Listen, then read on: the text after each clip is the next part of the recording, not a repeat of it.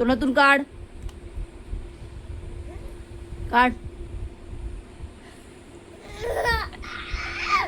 मी काय मस्ती करते तुझ्या बरोबर?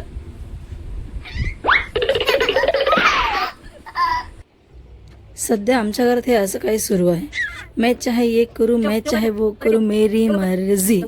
म्हणजे लहान बाळ जसं जसं मोठं होत चालेल ना तसं त्याची ॲक्टिव्हिटी बाप रे काय सांगायलाच नको. ते कुठंपर्यंत पोचेल. कधी तो कुठे जाऊन लपतो, कधी तो कुठे जाऊन पडतो, कधी हे उचक कधी ते उचक, हे नेहमीच चालू आहे त्याचं. म्हणून म्हटलं पहिले सकाळी उठले आरामात पटापट काम करावं, का तर तो झोपला आहे. त्यावेळेस म्हटलं पीठ मळून घ्या, म्हणून पीठ मळाले.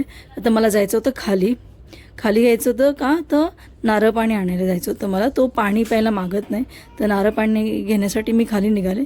आमच्या सोसायटीमध्ये बाबांचं मंदिर आहे, तर मग साईंचे दर्शन घेतले सकाळीच, दिवस चांगला जावा म्हणून.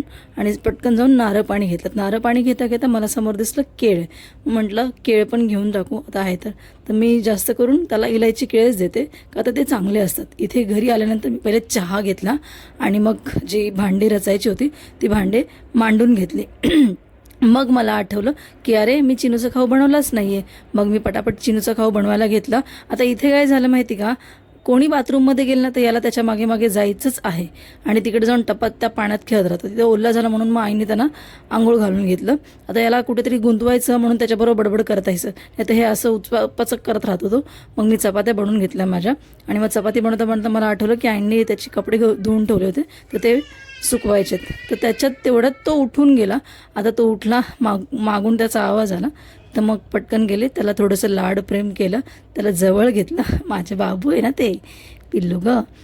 औषधांचं बास्केट म्हटलं साफ करून ठेवा, का तर त्याच्या वस्तू इथून हलवायच्यात मला, त्याच्या हातात भेटायला नको. इथे बघा ते करता करता त्याला कधी काय सापडतं सांगता येत नाही.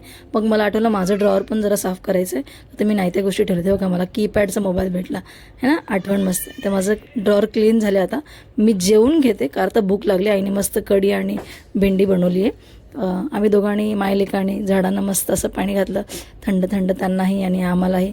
आता आंब्याचा सीझन म्हणजे आंबा तर पाहिजेच बरोबर. तर घरी आंबे आले होते, तसं या सीझनचा पहिला आंबा आहे. आंबरस झालं आहे माझं खाऊन, पण म्हटलं आता आंबा पण जरा चाखून घ्यावा. तर मस्त घेतला आंब्याचा स्वाद, छान असा गोड. आणि मग चिनूचे कपडे घेतले सावरायला. इथे मम्मीच्या कपड्यापेक्षा जास्त चिनूचे कपडे झाले. असं वाटायला लागलं का कपाट घ्यावं काय, पण मग काय तो काय कुठे बास्केटमध्ये ठेवू देत नाही. मम्मी म्हटलं जाऊ दे, तर माझ्या कपाटातच ठेवते. जागा जराची खाली गेली मी, कारण मला जायचं होतं अंबरनाथला. सो मी निघाले आणि वाटेत दुकानात थांबले होते. तिकडे चॉकलेट बघून मला वाटलं माझा नवरा देईल का आता हे चॉकलेट, अशी मला एवढे